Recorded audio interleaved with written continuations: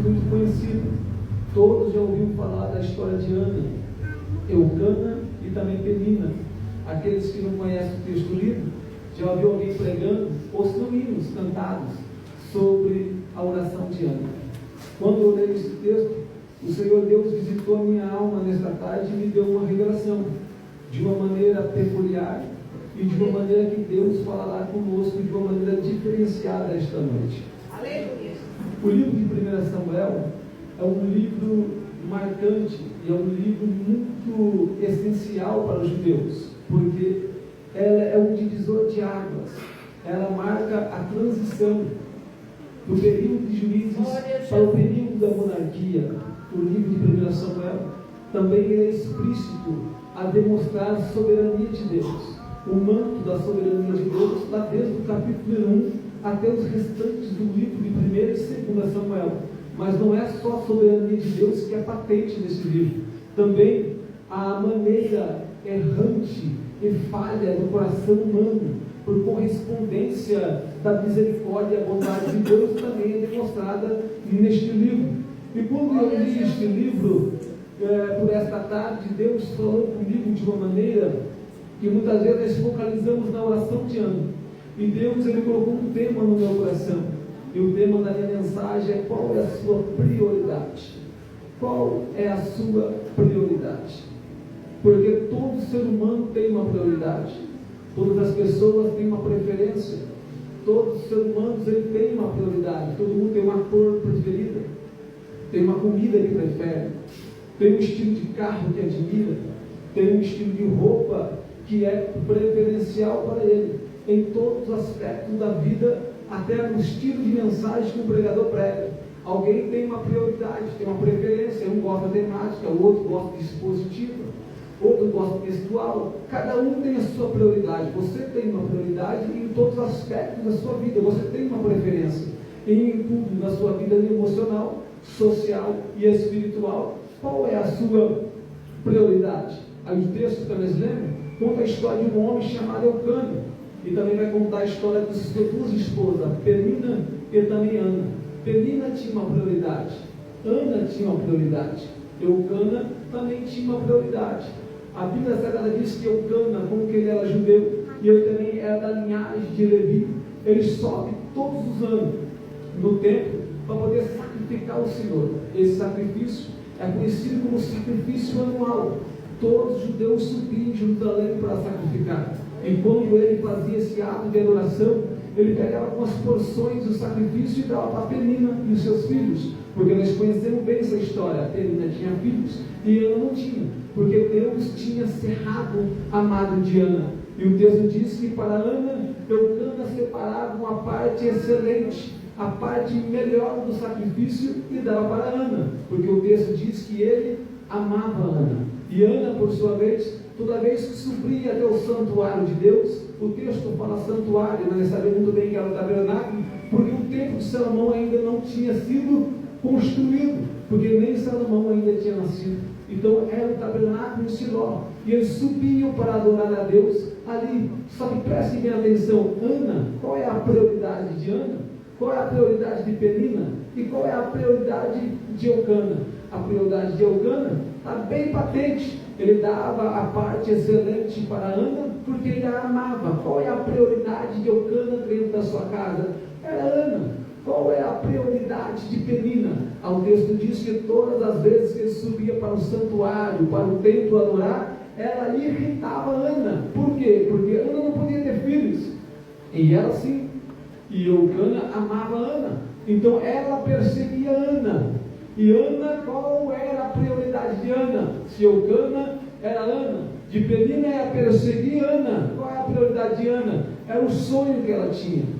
Era o sonho de ela tirar o manto da maldição de uma mulher não poder ter filho naquela época, e ela poder tirar aqueles cargos sobre ela e ela poder ter um filho. Isso era a prioridade dela, porque todas as vezes que ela subia no templo, ela chorava, o texto diz, porque Penina o perseguia. Então nós temos três pessoas com três tipos de prioridade. E quando eu li este texto, o Senhor Deus me deu uma revelação Sabemos muito bem que a Bíblia é interpretada de 3 maneiras: literal, simbólica e figurada. E dentro do pano de fundo figurado, na tipologia bíblica, Ana, o nome dela significa graça. Ana, ela representa a igreja. Eucana é a tipologia de Deus, e Penina, ela representa o povo judaico, é a nação judaica que perseguia a igreja, que nasceu no período da graça, porque os judeus rejeitaram Deus. Então Deus, ele deu a parte mais excelente, aquilo que ele mais amava, o sacrifício mais perfeito na cruz do Calvário, para que a igreja fosse saciada por ela e recebesse o seu perdão. Então, porém, por esse texto, Deus diz qual é a prioridade da igreja. A igreja, ela representa Ana, e quando nós estamos num culto como esse, é como se fosse aquela mesa sendo estendida. O texto diz que quando Ana subiu no santuário para poder adorar a Deus, Penina o perseguiu, e ela chorou, e ela sentou na mesa. Eucana estava de frente com ela, e Eucana falou assim: Ana, por que não come? Por que está triste o teu coração? Não sou eu melhor do que 10 filhos? Eucana estava olhando para Ana e está dizendo assim: você não percebe o meu valor? Você não reconhece que mesmo que você tivesse 10 filhos, os 10 filhos não te amariam como que eu te amo? Mesmo que você tivesse 10 filhos, os 10 filhos não te dariam o que eu te dou. Mesmo que você tivesse 10 filhos, os 10 filhos não fariam para você o que eu faço para você. Não sou eu melhor do que 10 filhos? Ana representa eu, Ana representa você, a igreja de Cristo nascido no período da graça. Eucana, ela é a tipologia de Deus, e Deus está olhando para nós hoje e está dizendo assim: não sou eu melhor para você do que os seus sonhos? Não sou eu melhor para você do que os seus propósitos? Deus está dizendo para você hoje, passou o ano 2025 com o mesmo propósito no coração, e Deus está dizendo: cura é bom, é bom. Teu emprego melhor é bom, é bom. Tua casa própria é boa, é bom. Ter todos os problemas financeiros resolvidos é bom. Mas ter minha presença é bem melhor.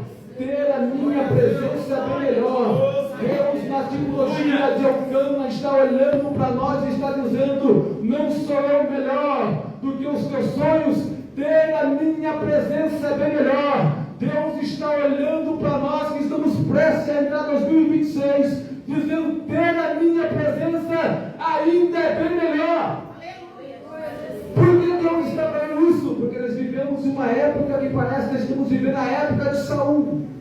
Sabemos muito bem que no capítulo 4 de 1 Samuel, a arca da aliança, que simbolizava a presença de Deus, foi tomada pelos filisteus. E depois disso foi levado no capítulo 7 para uma terra chamada Kiriat Jearim. E o texto diz que ali passou-se os dias que se deram 20 anos. Mas a arca da aliança ficou apenas 20 anos fora de Jerusalém? Não. Quando o texto diz que se passaram os 20 anos, está dizendo que do período que a arca retornou até o dia que eles perdiam um rei, que Deus estabeleceu Saul, se passaram 20 anos. Mas depois Saul reinou 42 anos e não buscou a arca da aliança. 40 com mais 20 dá 62. Depois Davi desceu para Hebrom, fugindo como rei, e reinou 7 anos. 62 com mais 7 dá 69 anos. A arca da aliança estava 69 anos longe de Jerusalém.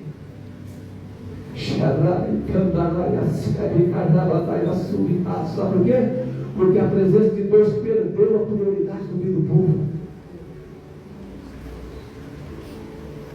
Agora nós estamos pensando que devemos receber em 2025, devemos ser abençoados. Deus, provavelmente Deus vai nos abençoar. Mas não existe bênção maior do que Ele já nos deu na cruz do Calvário. O privilégio de ter a presença de Deus. E no período antes de Davi subir ao reino, a Bíblia diz que o povo ficou 69 anos longe. A presença de Deus estava longe, o povo vivia como estava normal.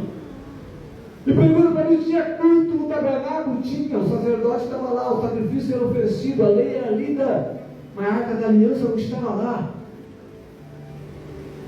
Às vezes cantamos, às vezes pregamos, às vezes evangelizamos, às vezes cerimoniamos, mas onde está a presença de Deus? Você é um tabernáculo, cadê a arca da aliança aí?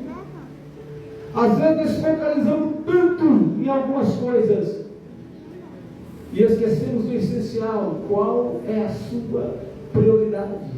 Priorizar é escolher conscientemente quem ou o que toma o primeiro lugar da sua vida. Aquele que recebe tempo, ordem e dignidade. Quem está em primeiro lugar da sua vida? A arca da aliança foi esquecida e muitas vezes estamos esquecendo também da presença de Deus. Até que chegou o momento que uma pessoa ungiu o rei, chamado Davi.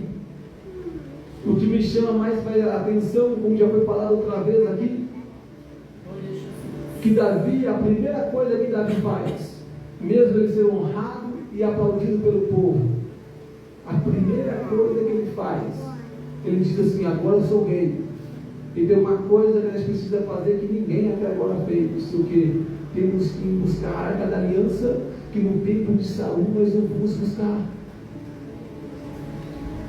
É momento de nós buscar a presença de Deus, que há muito tempo nós não buscamos. Eles ficaram 69 anos, de 1906 até aqui se passaram, provavelmente no último avivamento, 200 anos.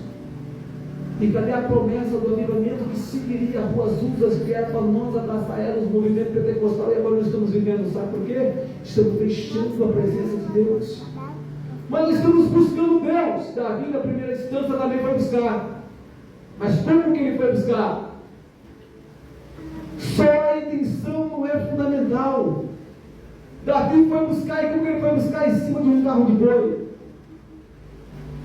Imitou os filisteus. Filisteu não é judeu, filisteu é povo estrangeiro, não é povo de Deus, não sabe lidar com a arca, não sabe o que significa a presença de Deus, não tem santidade, não tem reverência, e às vezes nós estamos querendo levar a presença de Deus como o mundo leva.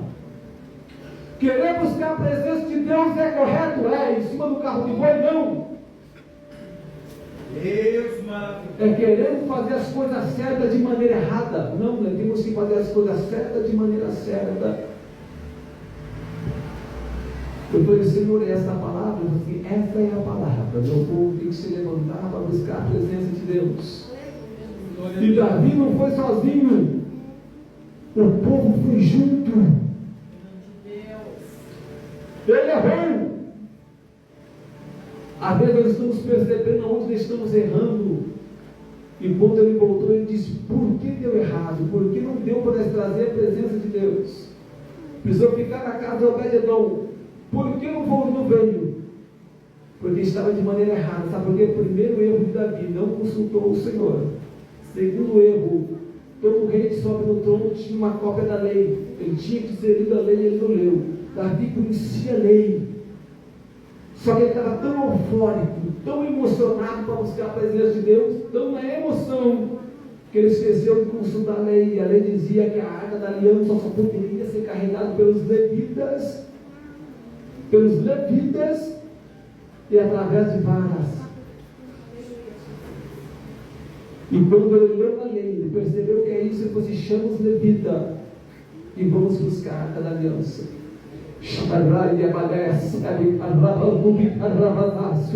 E eu perguntei, Senhor, o que seria isso? As duas varas. E Deus falou assim: só tem uma maneira de levar a minha presença. As duas varas que iam nas 4 argolas. Uma vara nas 2 argolas do lado esquerda, uma vara das 2 argolas do lado direita. As 2 varas, ela simboliza os 2 grandes mandamentos da Bíblia: amar a Deus de todo o teu coração, de toda a tua alma, de toda as suas forças, e de todo o teu entendimento, e amar o teu próximo como a ti mesmo. 2 grandes mandamentos, Então, não cumprindo se torna, pois, grande pecado. E o texto diz 2 varas. Eu perguntei, mas só a vara não é suficiente, tem que ter argola. O que é argola? As 2 varas, os 2 grandes mandamentos se dividem nos 10 mandamentos do Antigo Testamento. 1 voltado ao homem, 4 voltados a Deus e 6 voltados ao homem. Os 4 voltados a Deus se resume amar a Deus de cima de todas as coisas. Os 6 voltados ao homem se resume amar o próximo como a ti mesmo.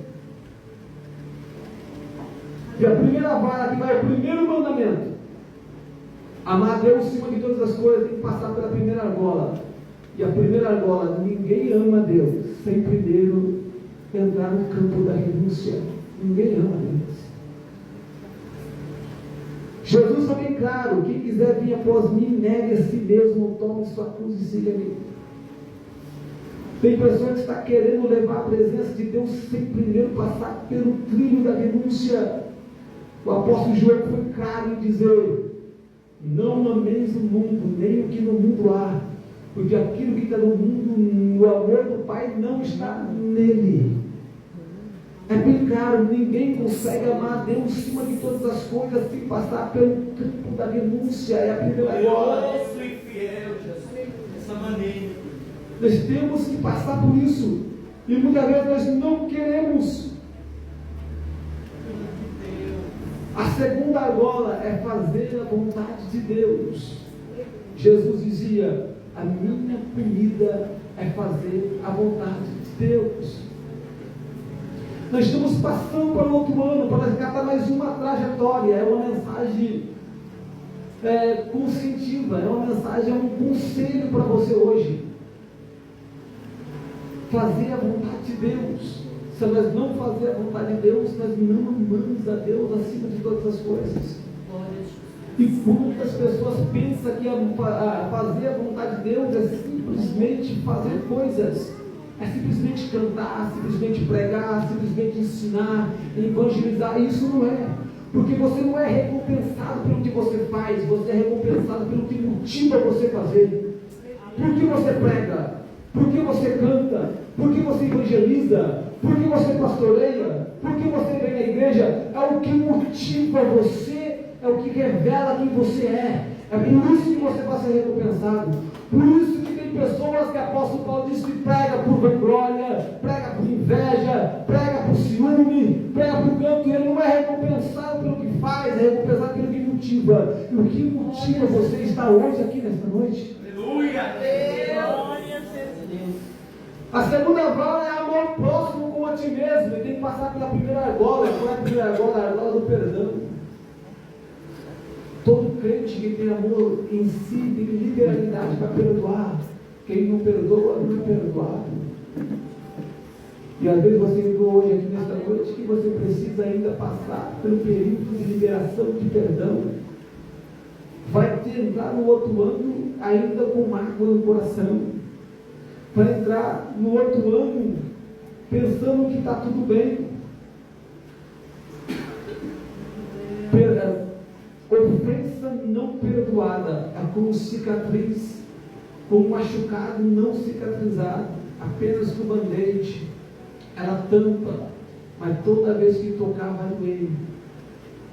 E Deus está dizendo: não tem como levar minha presença sem passar pelo período de perdão. E o que você está carregando aí dentro do teu coração? Você chegou até aqui hoje, nesta noite, para receber uma palavra de vitória. Deus está dizendo: a maior vitória é receber a minha presença. Eu sou melhor. Ter a presença de Deus é melhor de todas as coisas. O que você está carregando aí no coração?